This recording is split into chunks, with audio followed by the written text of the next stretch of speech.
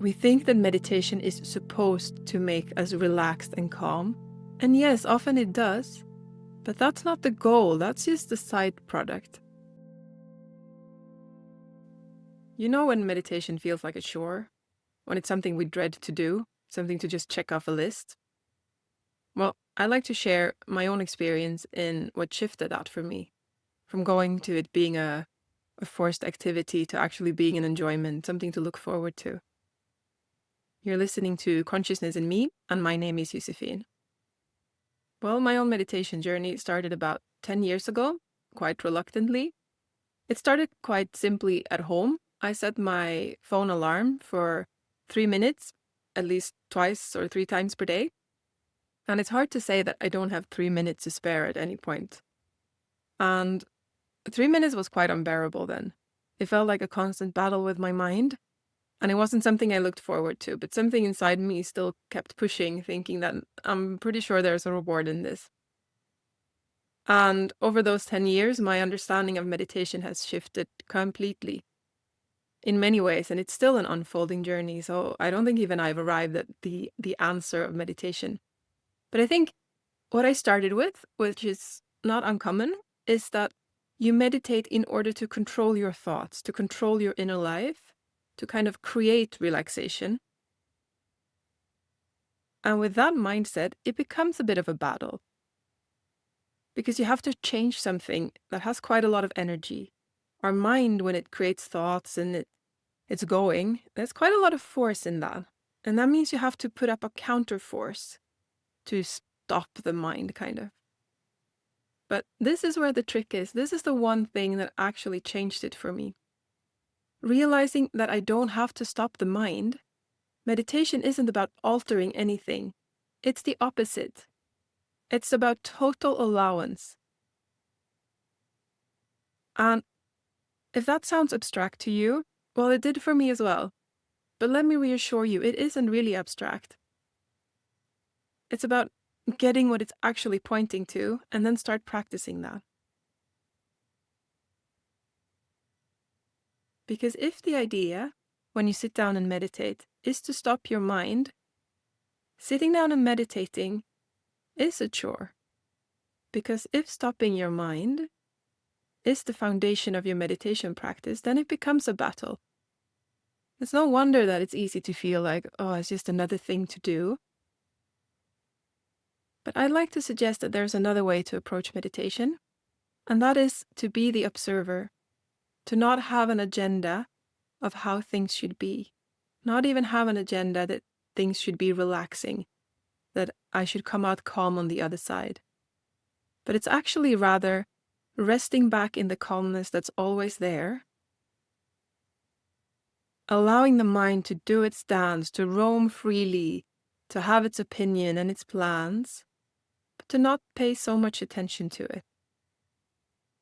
It's like this classic example of if our thoughts are like clouds, and we're focused on analyzing the shape of the clouds, trying to not make them into clouds and thunderstorms. But then it's about realizing that we're actually the sky. We're the blue sky behind every cloud. It doesn't really matter what the clouds are doing. And maybe this sounds like another doing. And to some extent, it might be just to discover it, but once you know exactly where to look, it becomes more of a relaxation, not in a doing relaxation, not by removing tension, not by removing tension in the body, and not by removing tension in the mind. Just by noticing the relaxation that surrounds every tension that's already there. And notice what happens inside of you with this shift.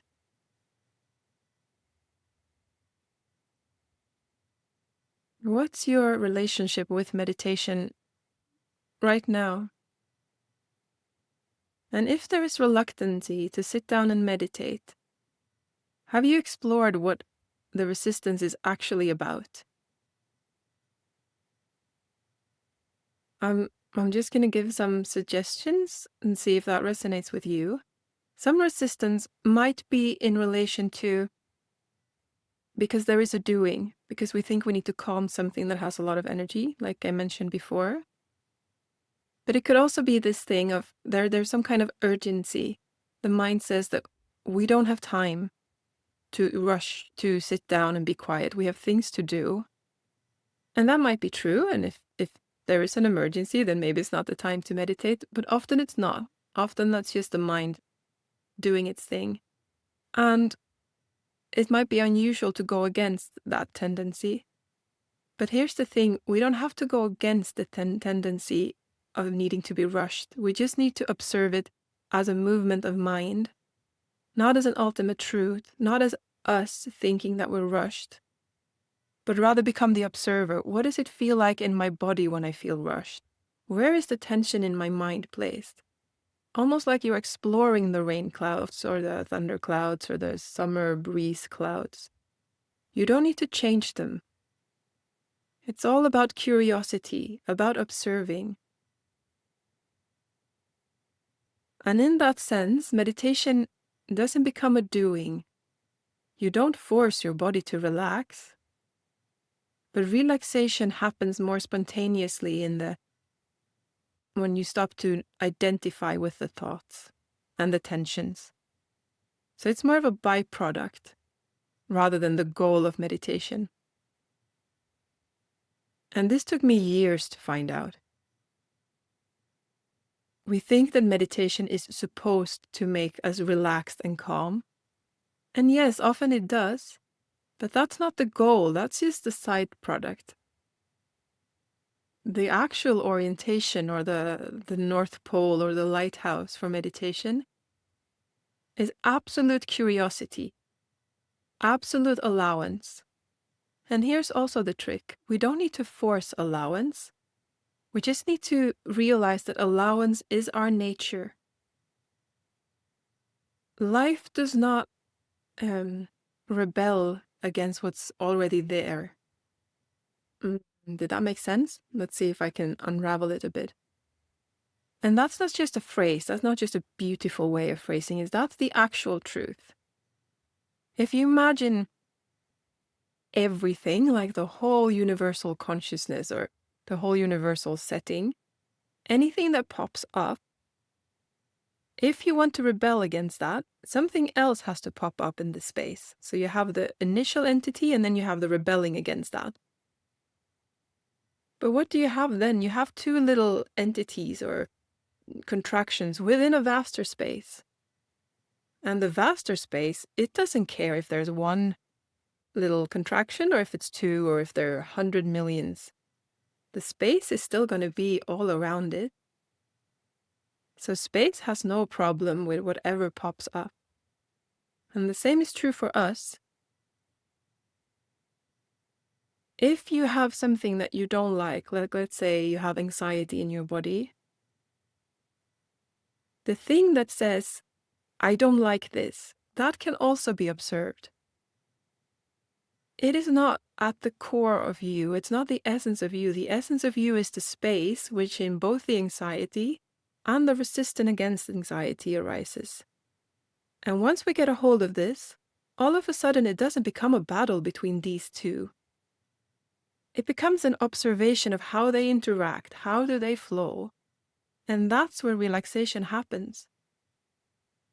You don't decide that you allow both of them to coexist. No, you notice that coexistence is your nature, or it's rather, coexistence is what nature has already provided. If it has manifested, if anxiety has manifested, and if resistance has manifested, then nature or life has already allowed them to arise. There's nothing for us to do. We just need to notice that that has already happened. And the beauty of that is that it's a constant dance. And this is how I experience it. Like, let's say I'm sitting in this situation. I had anxiety come up, and then I had resistance come up.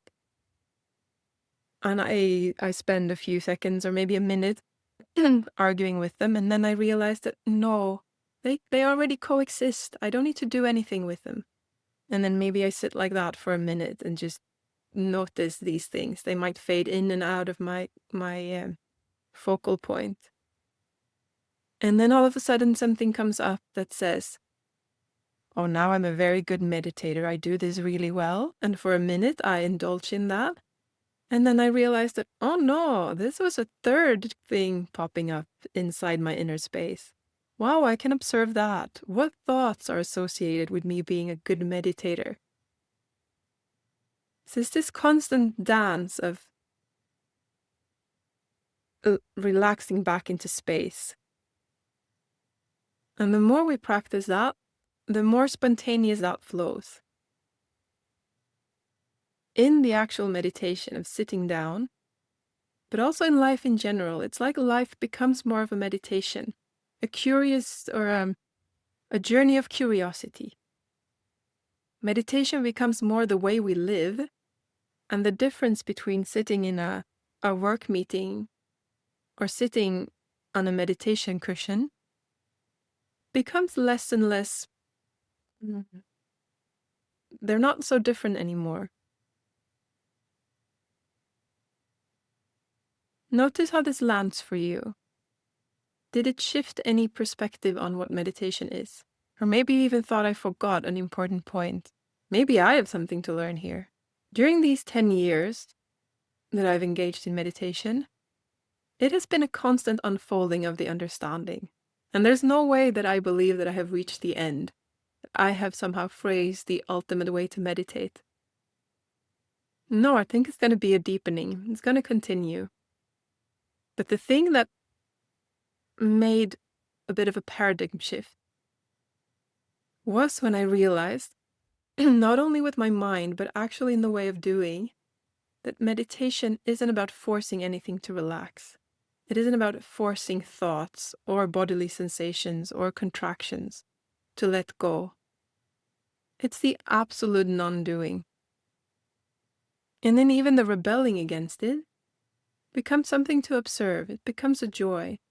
And the more we practice to do this, or we don't even need to do practice, we can realize it the first time we do it, is that when we go so far back that we realize that the anxiety and the tension and the pride of being a good meditator, every time we let go of those and see that we're space, it's a feeling of bliss. And not bliss, or it can be, but not necessarily bliss as in ecstasy, but bliss as in this peaceful joy. Because that is our nature.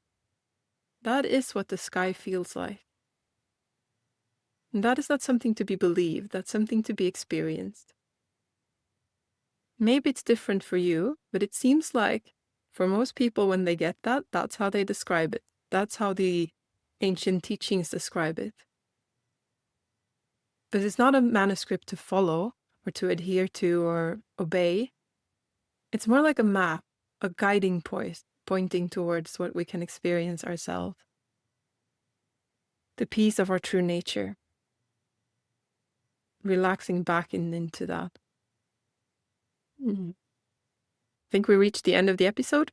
Please share in the comment section below what your relationship with meditation was, if there was any jewel from this session that was valuable to you. I hope to see you next time.